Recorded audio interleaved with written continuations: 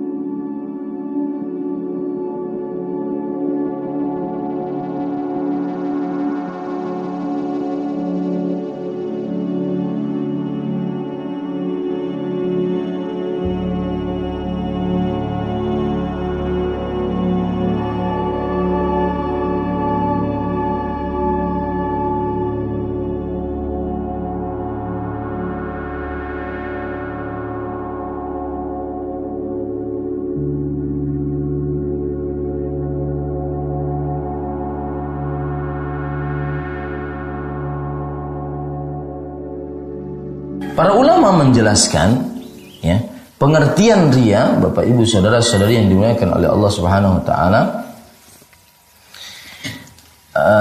Al-Hafidz Ibnu Hajar Al-Asqalani mengatakan ar-riya mustaqqun minar ru'ya. Riya secara bahasa, etimologi bahasa itu diambil dari ar-ru'ya, dilihat atau penglihatan. Jadi senantiasa riya erat kaitannya dengan ingin dilihat, ingin dinomorsatukan, ingin didaftar sebagai nomor pertama, ingin terlihat di antar manusia. Itu selalu. Makanya para ulama mengatakan tentang pengertian riya secara terminologi syar'i, izharul ibadah liqasdi ru'yatin nasi laha fayahmaduna sahibaha. Artinya memperlihatkan ibadah untuk tujuan apa? Agar manusia melihatnya. Kemudian kalau sudah dilihat kenapa memang? Nah ini dua hal yang sangat erat kaitannya, tidak pernah terputus untuk riya. Ingin dilihat kenapa memang?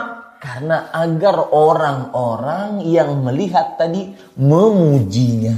Itu pengertian riya. Antara dilihat dan ingin dipuji itu selalu berkaitan erat. Apa maksud saya?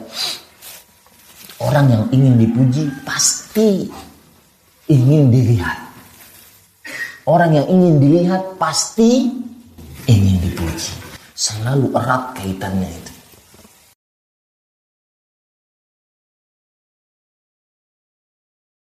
Meskipun terlihat, tetapi lihat tujuannya. Ingin dilihat enggak? Ingin dipuji enggak? Kalau seandainya ingin dipuji, itulah riya.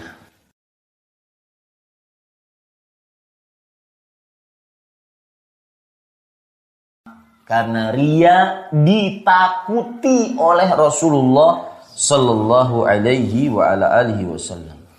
Coba perhatikan sebuah hadis yang diriwayatkan oleh Imam Ibnu Khuzaimah.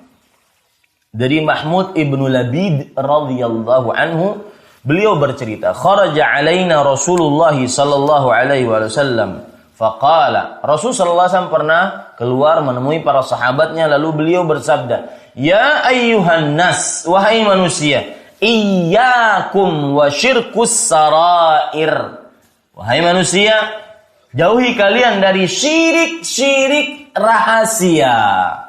Para sahabat bertanya, ya Rasulullah, wa ma syirkus sarair? Wahai Rasulullah, apa itu syirik rahasia? Maka Rasul sallallahu alaihi wasallam bersabda, yaqumur rajulu fayusalli fayuzayyina salatahu lima yara min nazarir rajuli ilaih. Seseorang salat lalu dia memperbagus salatnya gara-gara dilihat oleh seseorang. Ini riya. Ini sebab kenapa kita mengobati penyakit riya. Yang pertama yaitu karena riya adalah dilarang oleh Rasulullah sallallahu alaihi wasallam. Yang kedua, sebagaimana yang sudah saya singgung tadi, karena riya adalah sesuatu yang paling ditakuti oleh Rasul sallallahu alaihi wasallam. Lebih takut dibandingkan Dajjal. Dajjal kalau keluar itu sangat menipu manusia. Orang mati dihidupkan, turun hujan, daerah yang dia lewati semua apa yang ada di dalam bumi keluar. Artinya dia mendatangkan berkah menurut pandangan manusia. Fitnah, ujian yang paling besar adalah Dajjal. Tetapi ada sesuatu yang lebih ditakuti oleh Rasulullah SAW dibandingkan Dajjal. Ternyata riya. Maka ini kita harus obati. Lihat hadis Rasul sallallahu alaihi wasallam riwayat Imam Ahmad dari Abu Sa'id Al-Khudri radhiyallahu an. Rasul sallallahu alaihi wasallam bersabda, "Ala ukhbirukum bima huwa akhwafu alaikum indi minal Masihid Dajjal." Maukah kalian aku beritahukan tentang sesuatu yang aku paling takutkan terhadap kalian dibandingkan Al-Masih Ad-Dajjal? Kemudian para sahabat berkata, "Bala ya Rasulullah." Tentu hai Rasulullah. Apa itu? Nabi Muhammad sallallahu alaihi wasallam menjawab, "Asyirkul khafi." Syirik yang tersembunyi. Kalau tadi syirik rahasia, syirik tersembunyi itu satu sinonim semuanya. Ya. Semuanya sama, yaitu maksudnya riya. Yaqumur rajulu fayuzayyinu salatahu lima yara min nawari rajul. Seseorang sholat, lalu dia memperbagus sholatnya.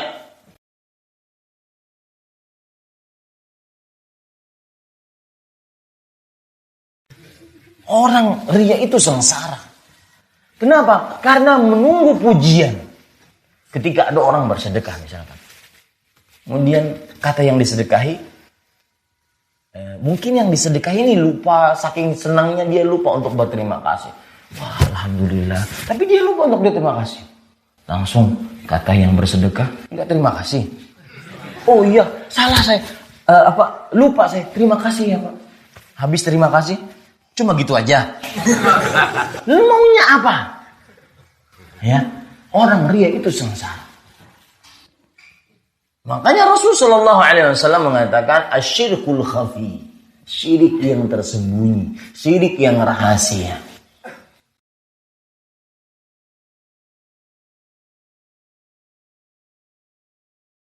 Kenapa harus mengobati penyakit riya? Karena Bapak Ibu Saudara-saudari, amalan yang ada riyanya pasti terhapus. Tidak ada nilainya sama sekali. Lihat, perhatikan hadis Rasul sallallahu alaihi wasallam dalam hadis yang diriwayatkan oleh Imam Muslim. Nabi Muhammad sallallahu alaihi wasallam bersabda, "Ana aghna syurakai 'ani syirik. Man 'amila amalan asyraka fihi ma'iya ghairi taraktu wa syirka." Artinya, aku zat yang sangat tidak membutuhkan sekutu. Barang siapa yang beramal dan dia mensyirikkanku di dalamnya, itu riya, maka aku tinggalkan dia dan amalnya. Tidak diterima oleh Allah Subhanahu wa taala. Ini sebab yang ketiga. Kita harus mengobati penyakit ini. Di antaranya yaitu Rasul sallallahu alaihi wasallam bersabda tentang orang yang pertama kali dimasukkan ke dalam neraka. Ternyata mereka orang-orang riya. Nuntut ilmu riya karena ingin dipuji sebagai orang alim. Berjihad riya karena ingin dipuji sebagai seorang yang pemberani. Bersedekah riya karena ingin dipuji sebagai orang yang dermawan. Maka dialah yang pertama kali akan diceburkan oleh Allah Subhanahu wa taala ke dalam api neraka. Sebagaimana disebutkan dalam hadis riwayat Imam Hakim, dan perlu diperhatikan di sini. Ada hadis yang tadi saya bacakan, 3 orang yang amalannya luar biasa, menuntut ilmu, bersedekah, berjihad, tetapi dia yang pertama kali dimasukkan ke dalam api neraka disebabkan riya. Dan yang paling menarik adalah ketika disebutkan dalam hadis tersebut, waqad qila, dia memang dipuji oleh manusia, dikenal bahwasanya dia orang alim. Dia kalau ustaz ceramah, wah.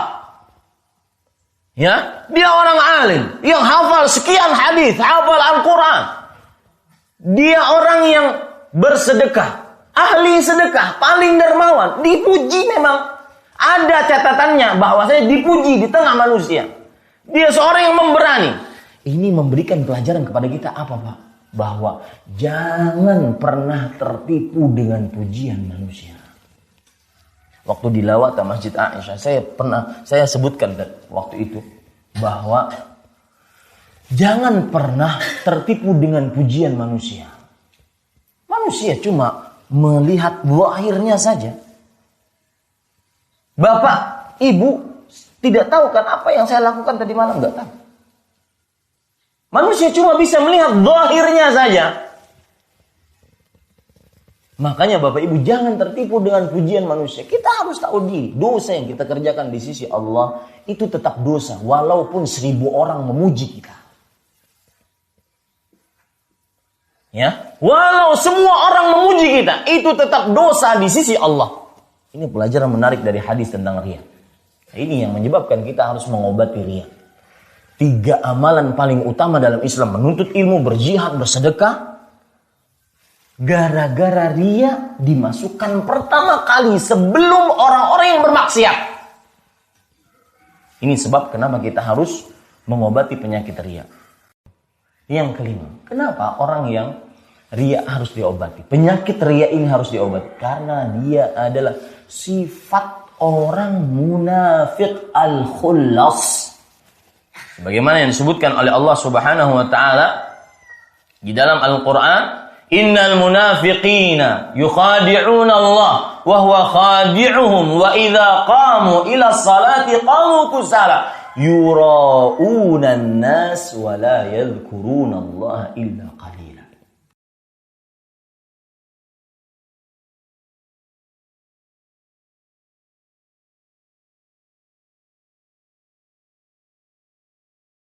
An-Nisa ayat 142. Lihat, ayat ini menarik Bapak Ibu saudara-saudari.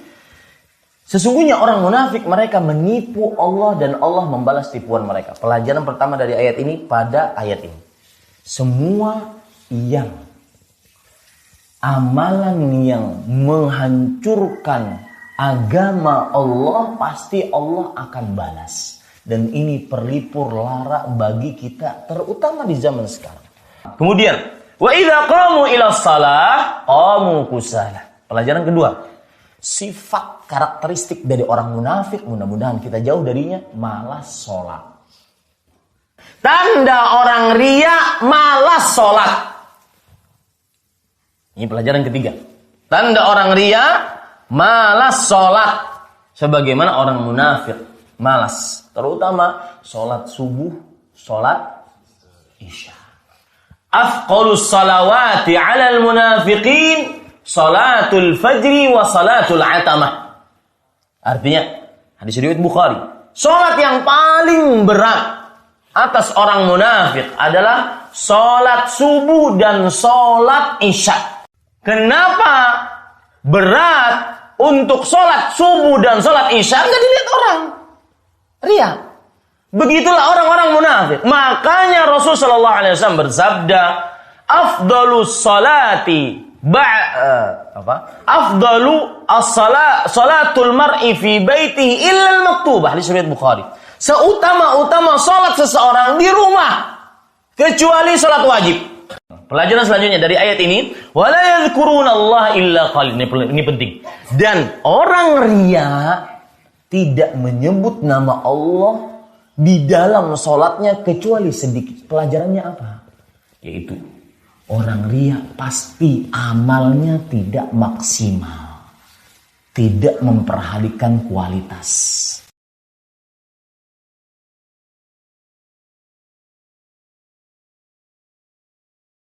Orang yang riya akan menyengsarakan dia di akhirat.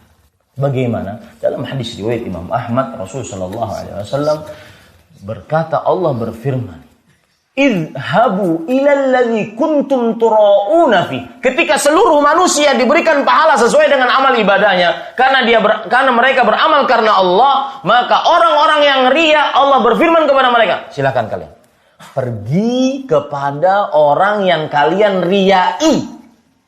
Pergi ke sana. Hal tajiduna indahum jazaan. Apakah kalian akan mendapatkan pahala dari mereka? Ya? Tidak mungkin dapat pahala.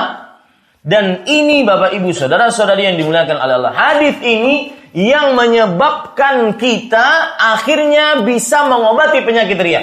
Kalau sedikit-sedikit ingin dilihat orang, ingin dipuji orang, ya maka pada saat itu kita tanamkan dalam diri kita, ini orang nanti di hari kiamat nggak bisa ngasih pahala saya, nggak bisa ngasih pahala saya. Ibnu Qayyim al-Jauziyah beliau mengatakan, la yastami'ul ikhlas fi qalbil 'abdi wa mahabbatun nasi wa tama'i fima 'indallah illa kama yastami'ul ma'u wan nar wal hutu wad-dhabb. Perhatikan. Tidaklah berkumpul ikhlas di dalam hati seorang manusia dengan dua sifat. Nggak akan pernah ngumpul orang yang ikhlas dengan dua sifat ini. Yang pertama, mahabbatu madhin nas. Suka dipuji oleh manusia. Yang kedua, wa fima fi aidin nas. Dan apa yang menginginkan apa yang ada pada manusia.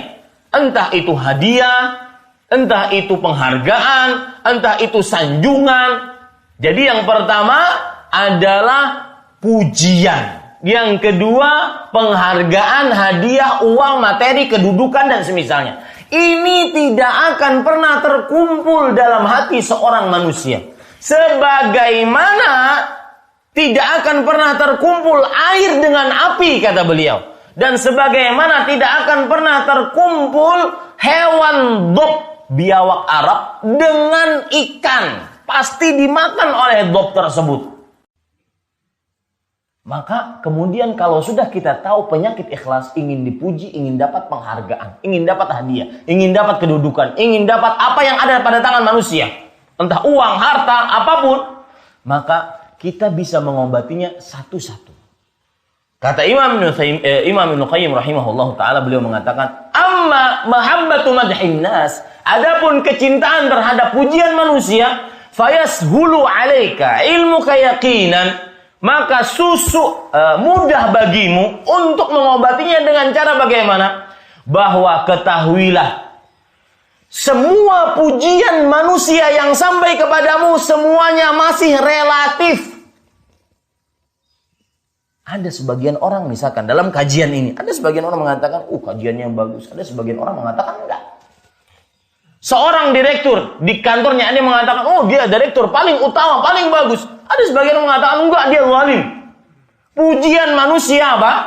Relatif. Adapun pujian Allah, maka senantiasa tidak pernah relatif. Tatkala Allah memuji, malaikat Jibril akan memuji. Tatkala malaikat Jibril memuji, seluruh malaikat di langit akan memuji. Tatkala malaikat memuji seluruhnya, maka seluruh manusia pun ikut memujinya, sebagaimana dalam hadis riwayat Bukhari.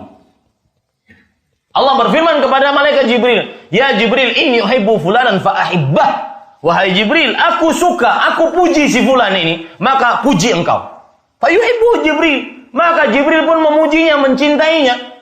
Thumma yunadi fi ahli sama. Lalu Jibril berkata di depan penduduk para malaikat, penduduk langit, "Ya inna Allah yuhibbu fulanan fa ahibbuh." Sesungguhnya Allah mencintai si fulan, maka wahai para malaikat cintai. Puji si fulan ini. Fa yuhibbu ahlus sama. Maka seluruh penduduk langit memujinya. Kadang sebagian memuji, sebagian yang lain tidak memuji.